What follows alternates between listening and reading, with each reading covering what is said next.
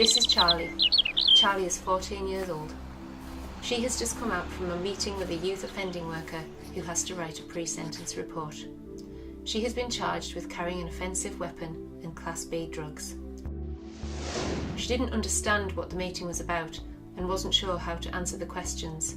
She was very confused, felt helpless, and wanted her mum and dad to make everything better. Today is a day when Charlie is feeling that life is out of control and something has to change.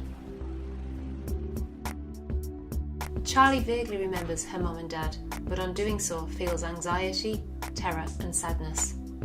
Suddenly, when she was 3 years old, they were both not there and she went to live with a foster family. She has been told a mixture of things about her parents and believes different things at different times. Dad killed her mum and Dad is in prison.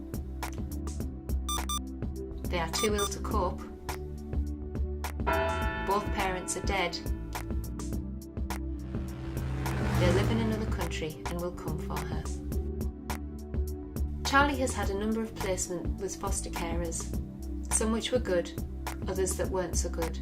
She enjoyed living with the family with the dog, as she likes animals, but hated the placement where the man and woman argued all the time. She likes homes where she can relax, be herself and feel understood. Through a series of breakdowns with her foster care, she has had 6 different schools in 10 years. The good school experiences have included working on an allotment and other outdoor activities, learning to play musical instruments, skiing with her secondary school, sports and vocational activities, and having a good relationship with a mentor. The bad school experiences have been limited pastoral care, lack of support for her emotional health and well-being, feeling judged and misunderstood, a lack of activities she enjoyed, no friends, being bullied, and then fighting the bullies. Changing foster carers and schools so often has added to Charlie's sense of rejection and trauma. Her emotions are very mixed up. Sometimes she feels intense anger, sometimes a sense of shame, sometimes very sad and often frightened. Charlie does not always have insight into the connections between her thoughts, emotions and behaviours. She smokes tobacco in order to feel more grown up, regularly uses ketamine as it distorts reality, and takes cannabis as it can make her feel relaxed and giggly. As the drugs alter Charlie's senses, they can stop her having certain thoughts. As a result, she uses them more and more, which leaves her feeling more paranoid and more anxious. Alcohol also helps Charlie forget who she is. Although alcohol takes the edge off the physical pain, she will often end up in a fight when drunk. Sometimes Charlie will have sex with boys and girls, which causes great confusion and shame. Although Charlie laughed outwardly when a phone video was made of her having sex, inwardly she wanted to curl up and die. Charlie can also get very confused and distressed about her gender identity. Sometimes Charlie can look in a mirror and see a girl, and sometimes she can look in a mirror and see a boy. This can leave Charlie feeling utter despair.